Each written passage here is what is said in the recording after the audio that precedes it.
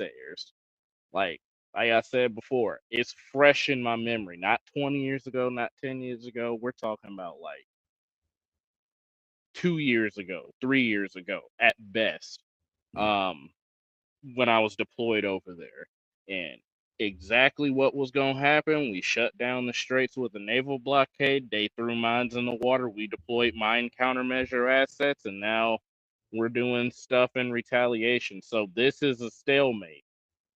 This was that stalemate I was talking about we'd eventually reach um, when the war first started off, because we have the capabilities to disarm their mine and naval blockades, and they also have the capabilities to basically shut down the strait, not necessarily disable our naval advances, but to disable the straits. And that's what a lot of people kind of confuse. All right, well, shoot. I do want to get into this Hegseth reaction. So, guys, let's make sure we double tap that screen and like the video, guys. If you have any question, comment, jokes, or disagreements, you can go ahead and super chat it in, or you can Venmo or hit it up on the Rumble rant. But all right, guys, let's get right into it. From Pennsylvania, Mr. DeLuzio. Thank you, Mr. Chairman. We all just heard pretty powerful reporting, courtesy of Mr. Ryan, from many of our wounded troops who were injured in the attack in Kuwait. Mr. Secretary, you heard direct quotes from some of them via CBS's reporting. They were willing to talk to the press. Things like they were unprepared to provide any defense for themselves in the unit. Things like we were moved closer to Iran, to a deeply unsafe area that was a known target. Your spokesperson, Sean Parnell, in response to that reporting, said it was not true. Do you agree with that? He was calling these guys liars? I'm not calling our troops liars, and I don't know if what you're representing is correct or not. I'll take you at your word on that. But all I know is that we took every effort possible at the commencement of this campaign to ensure the defense of our troops, to include moving them off of known bases to places that were not known, and we had intel. Understood, intel Secretary. And then those were fortified with bunkers and other fortifications with theater air defenses. Was our concern that something could I'm going to pause you there. I'm going to give you a chance. Absolutely. Secretary, I'm going to You're give you a disparaging me that I don't care. I mean, let's be real, though. When you popped off this strike, I'm going to be real with you. We did put the American bases in danger where they were hit, and soldiers did die because of that, because there really wasn't too much for pre-warning. And then there's what he's also talking about is that there was military guys that were complaining, pretty much saying that, yo, he's putting us in dangerous positions that they know could possibly be hit. And I'm just like, well, that was done at the beginning of the war. So hold up. So one of the bases that they were at, it actually was a forward base. It wasn't even the main hub. The bases that actually matter is like the Kuwait base, the main Kuwait base, the main Iraq base, the Bahraini base that I was on. I can tell you for a fact, those are like some of the main bases because they control key functions of the U.S. military operation over there, which is why I can tell you for a fact, because I have had people contact me when the bombings happened, they were moved off. What they're complaining about is they had the skeleton crew stationed there at these secondary and forward operating bases to make sure that one, it's kind of messed up. People ain't gonna like this, but they needed to draw the attention of the drones. It's kind of the name of the game. Yeah, but like, but with the 6 people that died in the trailer, remember that was because of a drone hitting a base. Yeah, I know. That's why I said that's the name of the game. It's not politically correct to say, and people don't like hearing that. But the name of the game sometimes is you got to be a body in the middle of gunfire just to draw the fire away from what's actually important. And the only base that was actually hit of any significance was NSA-2. But like I told you before, I served over there. I lived over there. I know exactly what was hit, and that wasn't anything of any real I don't know, significance. dog. I'm reading reports saying that our air bases are actually pretty much destroyed in that region. I mean, no. All right. Well, we'll see. That's what I don't know why I'm hearing that from all over, that our air bases are pretty much like not decimated, but all of them got hit and sustained significant damage. I want to see these reports because if I don't see certain bases on there, I'm gonna be like, yeah, nah, they're full of it. All right, I got you. Care I'm about the asking you whether you passing think of- they're No, liars or not. You That's what I and asked you you. are disparaging me that I don't care about the passing of our troops. Nope. That I asked think if you our thought troops they're are- liars, Terry. That's disparaging and reclaim my smearing time. in every way. Nobody cares more about Gentlemen, the fate of our troops. Nobody cares Mr. about the Mr. health of our troops. Ms. Nobody Secretary, wants to bring them all hope Mr. more than I do. Secretary, What I they're understand, doing but is he insinuating controls we the don't care. time. He controls the time. You get to control your answer. And the gentleman's right. If we're allowed to. All right, I got you though. So pretty much, has U.S. bases in the Middle East been destroyed? As of late April 2026, Iranian strikes have caused extensive damage to U.S. military bases in the Middle East, rendering several uninhabitable and causing over $800 million to $1.5 billion in damages. Key facilities in Qatar, Kuwait, Bahrain sustained significant damage to radars, aircrafts, and infrastructures, forcing personnel to relocate. And let's see here. This comes from the Times. Whoops. Yeah, I don't believe anything in the Times. I Did mean, they up. say Not just the Times, my friend. It comes from other articles as well, other ones as well. So we No, got I'm the asking, Times, we what got did BBC, and then we also have. Well, I wouldn't believe Reddit if I were you either. But the no, Times and the absolutely. BBC are reporting on this, So let me and let me NBC ask you News. let me ask you a follow-up question then. So when ever these attacks come out, they usually label extensive damage. Did they say what specifically was like what specifically was damaged? Yeah, they said let's see here. They said what was it? Radars, aircrafts, and infrastructure. So pretty much parts of buildings and all that good stuff. So the reason why I'm asking that is because we still have jets taking off from Bahrain and Kuwait and Qatar and all these other places.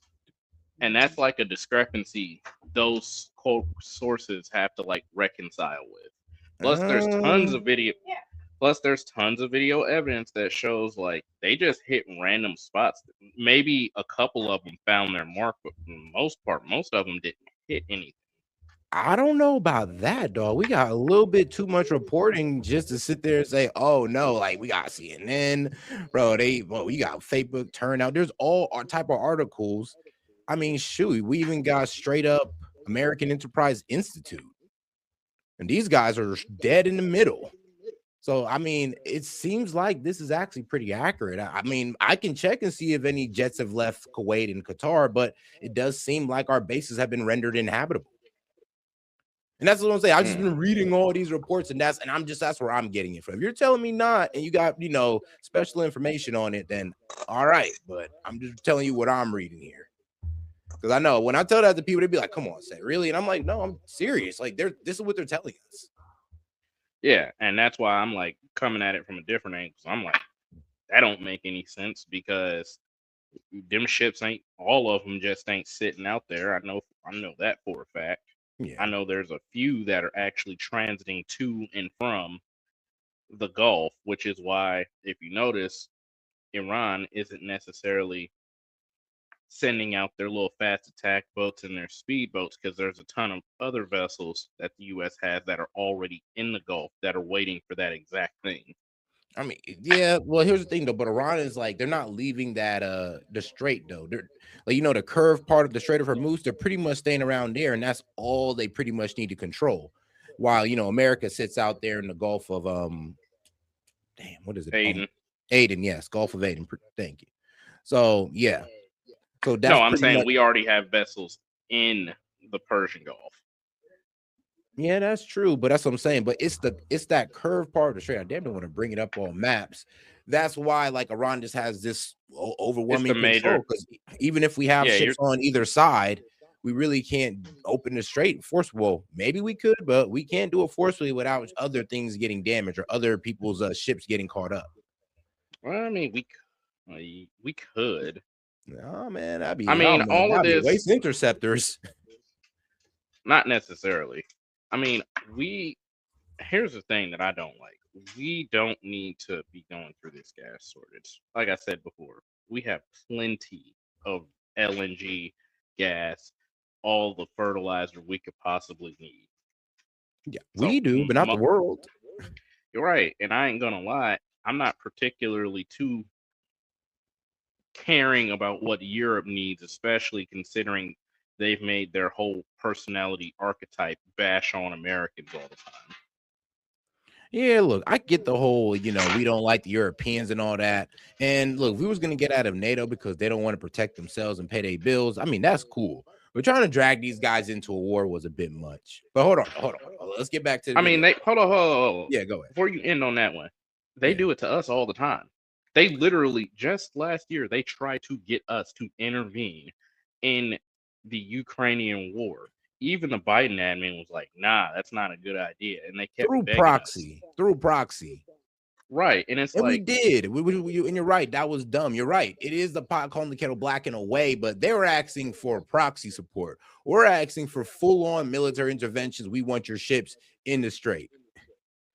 yeah, because we do the bulk of the work, and you guys saved all that money giving out welfare to freaking illegal immigrants. The least you could do is come and help protect shipping. Yeah, but here's the problem though. Like, remember, this would be look, if it was about just like fighting off pirates, okay, great. But this is fighting off Iran. So it's like we're pretty much dragging them into a conflict that we didn't inform them about. They didn't even know we were gonna do this, but they're suffering the most from it. Do you really And think we they just would help expect us? them to want to get dragged into a conflict like that? I don't know. Seems like a bit of a dickhead move. Hey, bro. Pot calling the kettle black is all I gotta say. Man, that's true, man. All right, you got that point. I got to give it to you on that one. Hey, man, shout out to my man K7Z for sending 100 joules for two. What was it? Yeah, he said 100 joules, not 100 joules, but 100 for 2 joules. And shout out to my man Noah Joyner. Like I said, go get all the plastic from the GPGP and turn it into crude oil, and we could charge them for US to clean it and charge to sell the crude oil. Man, only Pretty people are much. thinking like, no. Forward Why thinking, can't man. people think Hey, and shout out to my man Anonymous for sending the Laughing Disco for 250. But all right, guys, let's get back into Hegseth though. Mr. Chairman, thank you. Secretary, my question was clear, whether you thought they were liars or not. You don't seem to want to answer it. We can move on. The other part of what your spokesman said, and you just reiterated here, was that, and I'm quoting your spokesman, every possible measure has been taken to safeguard our troops, end quote. You mean to tell us, and I'll give you a chance to clarify, there is not a single additional thing you could have done to protect those troops who are now wounded, 6 of whom are dead? I'm telling you that as a department, we did every conceivable thing at my level and every echelon down to ensure the maximum force protection for our troops. We live in a dangerous world, in a dangerous place against a determined enemy that can't have a nuclear weapon, and that requires sacrifice and risk. And it tragically, in this case, it meant 6 Americans lost their lives and others were wounded. And we all know that. And that's part of the cost. But it does not mean we didn't care. It doesn't mean we didn't commit. I didn't ask you that. It doesn't mean we Secretary. I'm didn't not do saying everything that. possible, which we did. But let's be clear about what was done. There were T-walls there, essentially. There was no overhead protection. The known threat in that environment, I think we all here understand it, is overhead drone strike. There was no protection for overhead drone strike. So I'm struggling to understand how your answer and your spokesman's answer is that every possible measure was taken. We can move on. Mr. Chairman, Chairman Kane, I want to ask you something about a different topic. Folks at home know you're the senior military officer in our armed services. They may not have as much of an understanding of your role in the chain of command. You're outside the operational chain of command, but you are the president's and the secretary's senior military advisor. So I want to ask a very basic thing, what you would expect our commanders in the field, our troops to do should the enemy lay down their weapons and try to surrender. What would you expect commanders in the field to do? Well, sir, I think I'll go back to something I said earlier with deep respect for your question, but I think you're trying to take me to a partisan place here, and I can't let you do that. General, as always, I respect your desire to avoid it. I'm not trying to put you in a partisan place. and I know that, but our officers and enlisted service members always follow lawful orders. There's a checklist for them to do that, and I'll stay in the middle. Very good. Understood, General. Secretary, let me give you a chance. And you asked about this earlier. And you said in, I think, your press conference, essentially, and I'll quote you here, no quarter, no mercy for our enemies. That's the end of the quote. Is your guidance that you expect our troops in harm's way, if there's a foreign enemy surrendering, laying down their arms. They're supposed to provide no quarter and kill them. Oh, he's splitting hairs, bro. You denied Stop but it. You were indeed trying to take the chairman to a partisan place. That was General Milley. That Yeah. was the previous. Okay, hold on, bro. Break that Yeah. down. So General Milley said that, number one, like he just said. And number two, we have the right to disobey that. First of all, ROE, like me and Monty said before, the rules of engagement are simple. You can't shoot somebody who's surrendering. So we already know that before we even get into a military engagement with the enemy. So that question was thoroughly disingenuous. Yeah. Like you said, like you are trying to take him to a partisan place, but all right, all right, bro. Let's get into the next one. Appreciate you breaking that one down. Thank you, Mr. Chair, and thank you, General Kane, Mr. Hegseth, and hers. Oh, guys, make sure to double tap that screen, like the video, guys. Let's get more people on the conversation by double tapping that screen and subscribe to the channel while you're at it. For being here today. I associate myself with the comments of Ranking Member Smith and Mr. Garamendi, so that I won't repeat a lot of what has been said. Mr. Hegseth, I recently realized that we have something in common. I'm also a fan of Pulp Fiction. And no, the movie is not an accurate portrayal of the Bible. You know what I'm talking about. Yeah. This president and his administration have claimed to be the most transparent of all time. With that in mind, I'd love to get some straightforward answers today. Some estimates show that the Trump administration's war of choice in Iran is costing taxpayers around $1 billion every day. In addition to spending taxpayer money on a war they don't want, it is also driving up costs. The cost of gas, while the cost of living is skyrocketing under this administration's policies. To me, and I assume to the American people, it is. Yeah, I'm just going to say, this war is political suicide. I mean, not only is it affecting us in our pockets, but most people in America does not agree with us being in this war. We do feel like it's a war, or no, we understand it to be a war of choice and not a war of necessity. So when a lot of Americans think that about this war while dealing with higher gas prices, while seeing inflation tick up, it's political suicide. And at this point, this is why I always like to say, like, sadly, in our group, MAGA, we sacrificed the midterms for war with Iran. Unclear why we started this war, how it will end, and what anyone gained from it. Mr. Hegseth, about how much money has been spent on this war to date, and how much more do you anticipate spending? Well, as our comptroller laid out, the estimate is less than $25 billion at this point as far as an expenditure. And the question I would ask this committee is, what is it worth to ensure that Iran never gets a nuclear weapon, considering the radical ambitions of that regime? I mean, almost every member of this dais at some point Here's the problem, though. Here's the problem. We have no proof that Iran was going towards a nuclear weapon. None at all.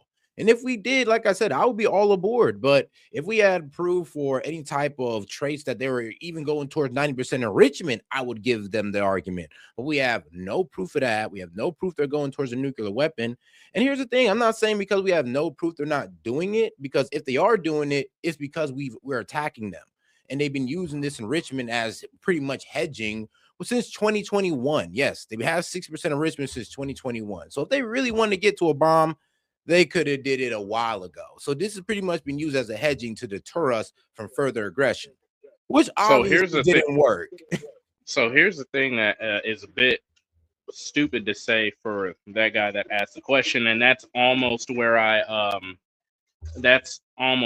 completely checked out of the hearing, because he asked that dumb question like, how much money do you intend to spend? Do you really think the American people want that? How much money did we spend on illegals? Bro. Wasn't it a few billion? How much fraud did we find in Minnesota again? Man, that couldn't be 19 billion, right? Yeah, right. How much money did we decide to spend in, like I said, Ukraine? No, Oh, That's true. a ton? Yeah, that's true. But here's the thing, though, and with that argument, that's the problem. Why this should be seen as not the smartest move, because even when we got into that little skirmishing or this proxy war in Ukraine, that drove up prices, that drove up inflation. Thank Gas went up you. then too. So And it's like you can't pick and choose, True. what's right and what's not. You sitting over here trying to rally Americans to go support a foreign country because a bunch of Europeans decided to piss their time away and not ramp up their military defense capabilities to go help a cause that they feel strongly about, but you encouraged us to go spend money on it. Hey, that's a good point. When it comes to the Russian-Ukraine war, that's a good point. But, and I mean, look, I get it. But the main problem is that there's just there's very high disapproval for this war. And I mean, there was high disapproval for we at like $25 billion in. How much aid do we send to Ukraine? And I know it was Not way more than 25 billion. we spent, but in weapons and weapons and currency, it was about 350 million. So, like I said, I'll give you that point on Ukraine. But the problem with this war right here is that we kind of all seen this coming because of what went down in Ukraine, and Trump still walked into it. So people are going to be pissed because it's like you made the same mistake as Biden, but we voted for you not to be like Biden. That's a fair point. And when people get mad like that, I'm like, okay, yeah, you got a fair point right there. But what he's trying to do is he's trying to play this partisan politic game like we would never.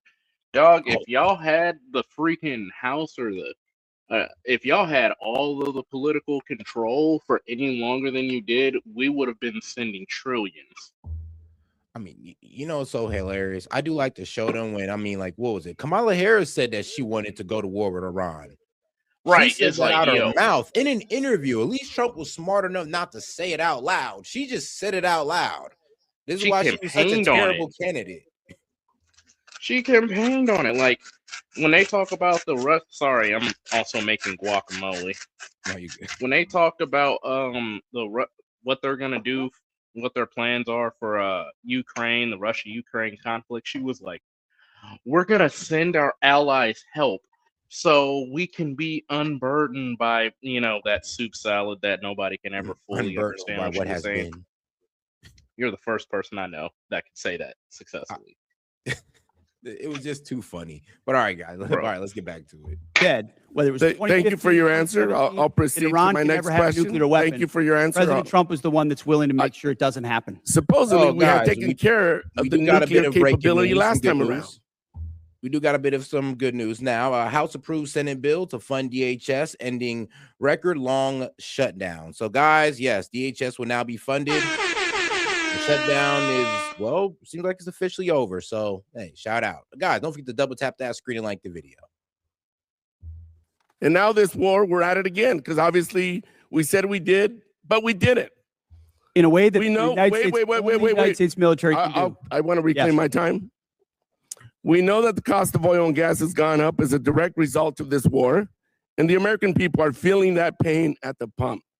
In an attempt to alleviate the high price of gas caused directly by this president, he lifted sanctions on Russian oil.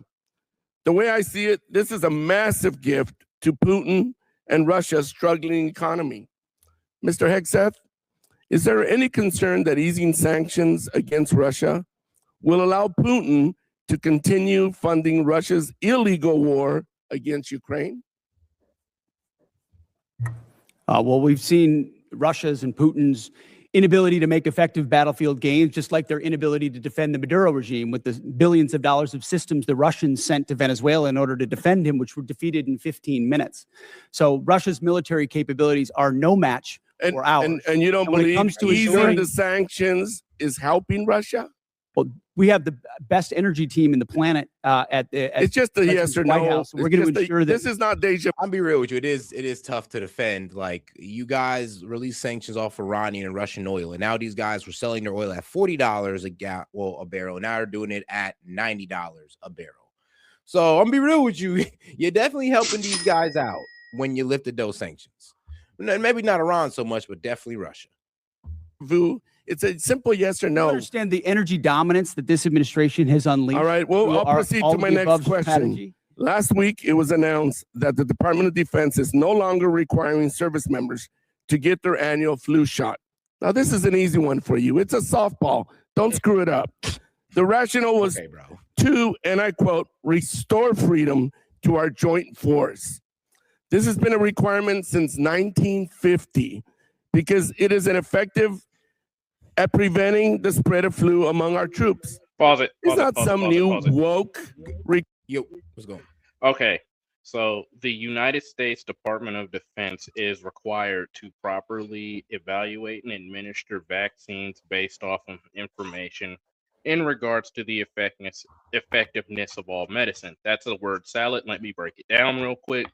Basically, if there is new information that shows that a particular vaccine, flu shot, or pill is unnecessary, does nothing, or is actually more harmful than good, then the Department of Defense, at the direction or with permission of the President of the United States, can make a unilateral decision to not make that a requirement, which he's well within his rights to do. And once again, he's politicizing the military. All right. Requirement, as you like to lean on for much of your rhetoric. This decision is actively making our military less safe and less prepared. Mr. Hegseth, at this time, are there plans to remove the mandatory requirement of other vaccinations like measles, mumps, and polio? We made very clear in our announcement that it applies to One more thing. service members having a choice as it pertains to the flu Yo. vaccine.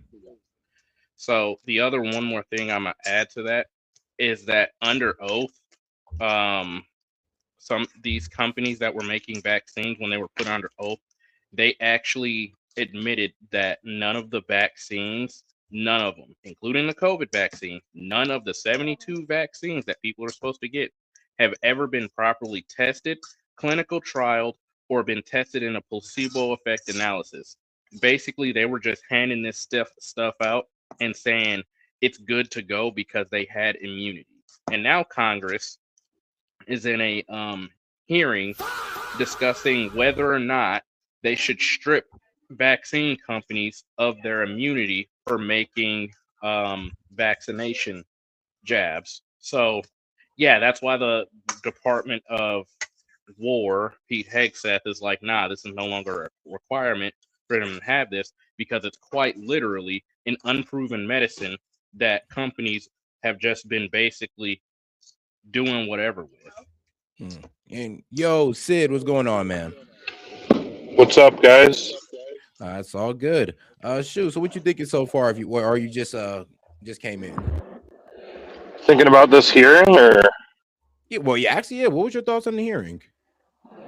dude, it's just like any Trump hearing. I mean, General Kane is conducting himself fine, but just like every Trump cabinet official, they feel like it's their time to just argue with the representatives instead of answer questions. They're performing to an audience of one, which is Donald Trump.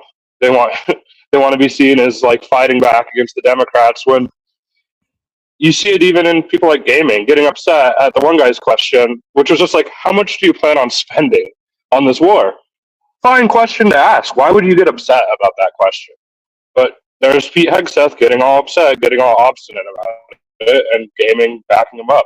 I don't understand it. Not getting upset is called being a hypocrite. Because when the American people were like, we don't want to get involved in the Ukraine war because it doesn't affect us, Congress was still. That's not true. You're totally wrong. The support for aid to Ukraine when the war first started and we were sending aid was over 50%. It was very high. No, it wasn't. Way higher than the war is. We can go back and look it up. We can look up right when the war started how many Americans supported sending aid to Ukraine. No. Which was passed by our Congress, which was passed by our Did he cut out again? Yeah. Honestly, I can kind of believe what he's saying on that one, just because remember, this is a war of proxy. I mean, I'm pretty sure Americans would have been so happy we were putting like sending Air Force, like sending the Air Force to Russia, or putting a naval blockade around Russia. Like, I'm pretty sure then there would have been disapproval of the war. But since we're talking about a proxy one, I can see. Oh yeah, and let's say if Biden started the war on his own, without approval of Congress, anything like that, and everyone was against it, that would be more 1-to-1. But instead, we're talking about congressionally approved aid that the majority of Americans supported at one point, and I think still even do. No, because And you're comparing that to a war. You're comparing that to a war started single-handedly by the president of the United States. Those are two different things. Biden didn't start the war in Russia. So check this out. Here's the thing. The War Powers Act allows the president to make swift decisions like this, whether we agree with it or not. He's coming up on his 60 to 90 day mark. So that's why he's in a rush to get this done, which he does need to.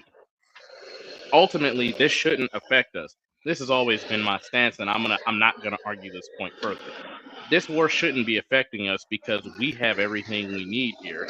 And if anybody should be getting mad at anyone, it should be the fact that Congress is allowing these corporations to mess with the pricing of basic goods and materials to make it seem like this war is affecting us when we have more than enough LNG, more than enough oil, more than enough potash, more than enough freshwater reserves. We're the breadbasket of the world, and amongst a few other things.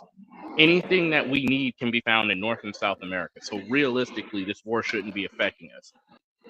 But all right, guys. Yeah, except the entire way our economy is set up is not to support just getting everything from this country. I mean, there's no country on earth that is not part of the global economy at this point, maybe other than North Korea, and they even have their black markets.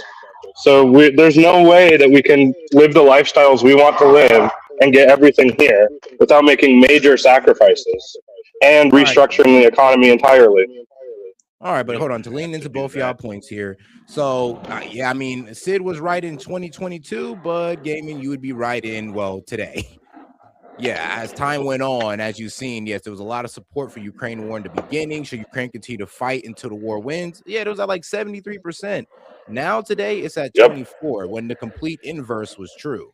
Like back in the day. Well, the question is also, what was the support for sending them aid? No, be real with you. If we're over here saying they should continue fighting this war, that means we're also saying they keep on rolling out the aid.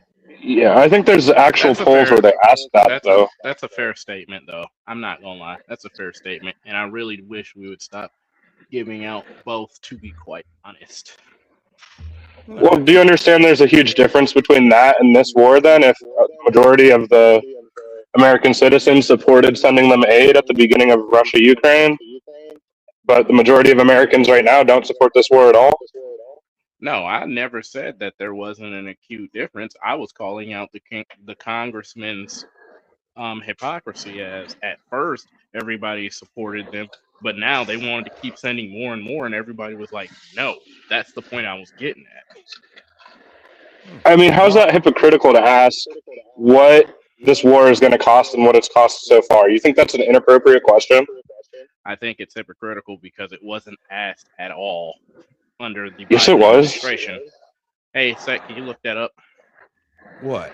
Congress approved the aid themselves. They decided how much was going to be sent. But they didn't have a whole hearing to determine how much it was going to cost. They had debate about it. Do you think some random person just decided it and then they just did it? Yeah, I mean, look who controlled the House. No, they had debate. And how many Republicans voted for it, by the way? Well, let's look it up, Seth. All right, so we're going to look up the support for Ukraine. All right. Yeah, give him some time. Hold on here, but in the meantime, gentleman from Virginia, Mr. Whitman. Thank you, Mr. Chairman. I'd like to thank our witnesses for joining us today. General Kane, Secretary Hegseth, Mr. Hurst, thank you so much. I want to go to a statement I've been making here for the last several years, and that is we are in the most dangerous national security position that this world has been in since 1939. And we know that it's a critical effort that we undertake to make sure we can deter through the concept of peace through strength. Ms. Secretary, I'd like to start with you. We know that peace through strength has a number of tenets. I think the most important of those is presence. And we know that the United States has the Marine Corps Amphibious Ready Group, Marine Corps Expeditionary Unit, that provides us that presence. We know there are over 2,000 Marines and an aircraft combat unit that are on board those vessels, and they let us do a number of different things. That's the crisis response team that gets to go around the world. Today, as we speak, we have 3 ARGMUs that are deployed around the world. Unfortunately, that's an anomaly. It should be standard. Secretary Hegseth, the president and the combatant commanders need maximum flexibility to respond in multiple places at multiple times to combat and deter these threats. I just want to get your perspective on your goal to make sure we have a persistent 3.0 ARGMU presence, and to look at how we're going to make sure through our shipbuilding plans that we assure that we have the adequate number of amphibs that are being built. I think that number is probably right around 40. And then what are we going to do to make sure, too, that the A-sub-O, the operational availability, is going to be at the level where we can maintain an ARGMU 3.0 with the effort we have to put in to maintain these ships? So thank you for the question, the substantive question. Ultimately, we support 3.0 ARGMU. That presence right now gives us a lot of flexibility. And this budget supports moving in that direction to ensure that this administration and future administrations. All right, so yeah, we did budget it out. We budgeted it out, but I mean, if I read down it and what we budgeted for is kind of going to piss people off. But yes, we did budget out the our support for the Ukrainian war through from helping out pay the salaries from healthcare workers to giving weapons and other stuff like that. Well, all right, now what else was below that? Because now I'm curious. He said it was going to make people mad. Well, the main part was the economic support fund, and portion of the budget is specifically designed for direct financial support to help Ukrainian government pay for non-military essentials, such as salaries of healthcare workers and first responders, which is cool. But I'm just like, all right, now we're going outside of military support in a way. I mean, those are military support when you think about it, because one of the tactics Russia. Let me talk for 1 second. One of the tactics Russia engages in is deliberately starting fires, and then bombing the fire crews that show up to put them out. Okay, so you're just saying that's not a military team or like a military funds when they're going to firefighters and EMTs? They can't fund that on their own? I mean, dude, we're already footing the bill for everything else. You can't. We decided to do that. As a democratic country, our representatives, Republican and Democrat, came together, and a majority of them voted to. You support the war. You're making this argument, but a majority of them voted to pretend like some send us aid. Get laundered out, like bro. I don't support. Definitely got. Okay, that's going to be built in to some degree. There's no program that exists where fraud isn't involved. Find me one. We're sending money to. And secondly, Seth, I don't agree with you saying that I support the war. I want the war to end. Obviously, I think the best way for the war to end is as close to maximal support for Ukraine as possible, without getting directly involved. That's just a difference in how the war should be prosecuted. It's not I support the war. I want the war to go on. All right. Well, thank you for clarifying your position on that one. But okay. Hold up. But now that we clarify that one, and now that we understand that my man Sid wants full support for this war, which, I mean, hey, man, that's your opinion. I'll let you have it. Full support for this war? Again, I just clarified.